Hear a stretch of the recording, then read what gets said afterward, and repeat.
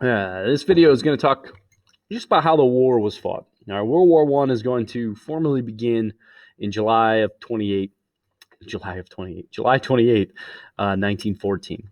Many people believe the war would be over within a matter of months. They'd be home by Christmas. All right, obviously, they're going to be wrong. All right, this war is going to go on for 5 years after. Really 4 years of fighting, but technically ends 5 years later. They think, the Germans think they have this plan called the Schlieffen Plan, where they think, and we've seen this in the video, they can wipe out France within 6 weeks, and then they can turn around and defeat the Russians within a few weeks as well, without Great Britain ever even getting involved. And so they thought Russia would be slow to mobilize. So if they could just send 10% to Russia, hold them off a little bit, 90% to France, wipe them out quick, then they can wipe out the Russians. All right, and so the war is going to become, it gets a little confusing because some people switch sides here. So the Triple Entente, again, that's a French word, is going to become France and Russia initially. But then when the Germans invade Belgium, Great Britain is going to hop in. All right, so when they invade Belgium, Great Britain hops in. Italy is actually going to switch sides into the war, all right, because they say, hey, this is a defense agreement. That's what our alliance was. The Triple Alliance had Italy involved, if you recall. But they switched sides because they said, hey, it was a defensive agreement and you guys acted aggressively. So they did not feel that they had to come to their aid because they're the ones that started the war. Japan's going to get in there. Eventually, the United States is going to join. In 1917, we'll talk about that. They don't join until the very end of the war. Kind of really helped turn the tide of the war and kind of end it a little quicker. And a bunch of other countries, Serbia, Greece, Romania, Portugal, Finland, the colonies, etc. The Triple Alliance is going to be known as the Central Powers. All right. So with exception of Italy. So the Triple Alliance that occurred before the war, with exception of Italy, is going to become the Central Powers during the war. So the Central Powers are Germany, Austria-Hungary, Bulgaria, and the Ottoman Empire. And stupid Italy stabbed us in the back. So here's a general map of what the war looked like. Some of these, it shows they become allies after the war started. The darker green kind of is the allies before the war began. All right, so we got obviously the Russians and the Serbians had an alliance. Russia had an alliance with France. France and Great Britain had an alliance with the Russians. But then you're going to have a couple other countries kind of hop in after the fact. The Central Powers are going to be Germany, Austria-Hungary. Here's Bulgaria. And the Ottoman Empire is going to join. They're going to try to get back some of that land that they lost in the Balkan Wars. So they're hoping to join to get that territory back. Some of it anyway. All right, and then you'll have other countries join later after the fact. All right, these are the neutral countries throughout the war. All right. All right, and with industrialization, European powers became very efficient at mass producing items. All right, and this included armaments. This included weapons. All right, so they're going to be able to mass produce weapons at a very high rate. All right, and we're going to get really, really good at killing each other. All right, we're going to find weapons that are very, very destructive, and we're going to make them, and it's going to become a very deadly war. All right, a machine gun is going to be created. This happened prior to World War I, but it's really going to be used on a massive scale in World War I, where it could fire 400 rounds per minute. A couple soldiers could easily wipe out hundreds of enemy invaders trying to cross no man's land. All right. So to duck and cover, to protect themselves, their soldiers, from enemy gunfire, they would dig trenches. All right. Once again, trench is just a big old hole in the ground. All right, about 6 to 8 feet deep. Some places a little bit deeper. All right, and depending on the side you run, they dig outside so you could sleep. Basically, the soldiers would live in these trenches. They would live in these trenches and eventually try to take the enemy's position. All right. If you have not done this assignment yet, depending when you're watching the video, life in the trenches, absolutely awful. All right, we're going to talk about that. We'll get into the constant disease, the constant fear of attacks, the lice, the boredom. I mean, there's so many. It's not like there was attacks 24/7. It's like you imagine just sitting in a hole in the ground for weeks on end and nothing happened. It's like, man, whew, that'd be tough. All right, you guys think you get bored? You're like, oh gosh, school's so boring. I sat in this class for 30 minutes. It's like, man, you might even be saying that about this video. Imagine being in a hole in the ground for weeks. You're like, that might be better than this video. Chill out. World War One becomes a stalemate, all right, because neither side is able to dislodge their enemies from their trenches. They can't, it's hard. You can't shoot them with your machine guns. You can't, if you run across to try to take it, they'll shoot you. So it became pretty difficult. All right, trench warfare became kind of difficult.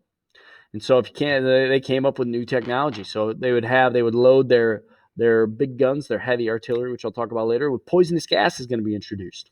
All right, and they would try to hit their enemy. They'd fire a shell filled with gas capsules. They'd hit, and the gas cloud would engulf their enemy. So they would try to hit them with gas when the bullets were ineffective. And these were the different types of gases that were used. All right. There were casualties. When we say the word casualties, that means anything that takes a soldier out of war. All right. So it's not always death. It could be injured, it could be wounded, captured, or it could mean killed. And so there were about 1.2 million non-fatal casualties, and a little under 100,000 fatalities, people that died from it. All right, and so these are the gases that were used. You can see there's no death. Some of these gases were used just to incapacitate the enemy, so they could use that to attack. Tear gas, chlorine gas was used. React with the water in the lungs, forming hydrochloric acid, coughing, vomiting. It'd be an irritant. Now, the most deadly of them all was this phosgene. Phosgene would basically make it so that you would almost, it would irritate the skin, but it would also basically make you almost feel like you're drowning in your own like fluids within the lungs. So the phosgene gas killed that represented 85% of all gas-related deaths was this phosgene gas, and it was really hard to detect. It was colorless.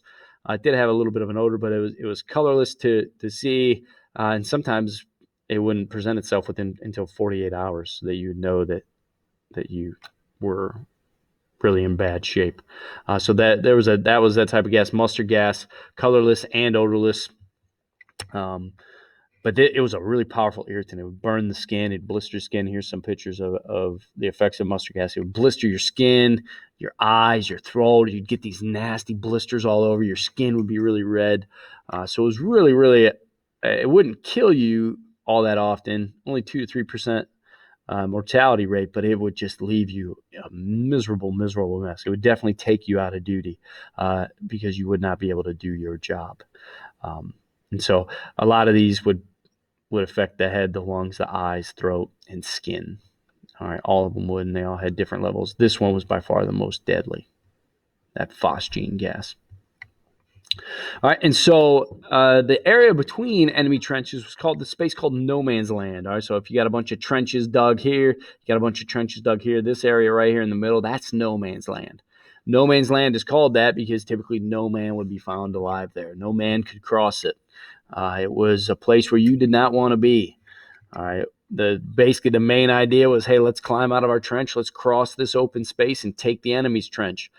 Meanwhile, trying to avoid barbed wire. There's machine guns. There's mines. There's heavy artillery bombing us from above. It was really, really difficult. But that was the main way they tried to get. They climb out of their trench, tried to get to the enemy's trench before they either got shot, got caught with barbed wire, stepped on a mine, blown up by artillery, shot by a sniper. That was their main plan. My thing's gone. World War I officer after seeing his soldiers sent back from no man's land. How are you not dead? All right.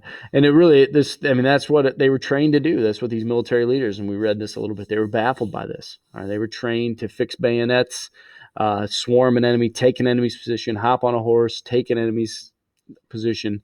And so these outdated tactics, these are the tactics that these military leaders are trained on. Well, now we got all this new technology. Millions of people are going to die as a result of this, trying to just take an enemy's position by crossing no man's land. All right. They said, well, that doesn't really work that well. So they try to be inventive and they try to create new things, like the tank is going to get introduced to try to cross no man's land, to take an enemy's position. Really not effective early. As the war progresses, they become more effective, and they'll play a crucial role in the ending of the war, but also it's going to play a huge role in World War II. But you can see these tanks would often get stuck in the mud. They were kind of clunky. They were slow. They only moved about 2 to 4 miles an hour. And so while the idea was great, initially it really didn't have much success. Heavy artillery is going to be used. It's like, okay, well, let's try to bombard them. Let's shell them. Let's keep them pinned down by constantly bombing our enemy. All right? And these shells are huge. I mean, these guns and they would fire these. Millions would be fired in a battle. Millions of these shells would be fired in a battle. 60% of casualties of the war came as a result of heavy artillery shells exploding. All right, some were filled with shrapnel, just little balls of metal that would fly out, and they would just be devastating. They could easily take the life of an enemy soldier, or at least take a leg or injure them badly. And so these massive guns would shoot and pin down their enemy. They would try to, before they launch an attack, they try to flatten the barbed wire, pin them down, keep them from peeking out into no man's land. So they would try to attack by bombing them. All right, and it's just give you an idea. So a howitzer, that's an artillery gun. So this looks more like a gun that's being shot at something. A howitzer is like a mortar shell. It's getting shot up and then coming down on an enemy and exploding. It would have a diameter of 28 feet across and 6 feet deep. All right, so to give you an idea, that's like the size of my room. All right, so if we were all kind of huddled in an area waiting to attack, one mortar shell would wipe us all out if we were in this room. That's how big and devastating these shells would be, not to mention the shrapnel that could be thrown. So what else is going to get introduced? Well, the airplane is going to become weaponized. It just got created in, I don't know, is that like 1908? Just gets created, and they're like, oh, cool, let's put some guns on it. Zeppelins, these big blimps, all right, those are not going to be overly effective, but they kind of are a sense of terror and fear. You could drop some bombs out of them. But U-boats, Unterseeboots, all right, the submarine is going to be really invented and used on a massive scale by the Germans to wreak havoc on the Atlantic Ocean. Flamethrowers, all these ideas, all these ways were new technology. And that's really what I want you to understand. That there's a ton of new technology, a lot of outdated tactics, but it really didn't bring an end to the stalemate. All it did was just make us better at killing each other. And roughly 10 million people perished during World War I.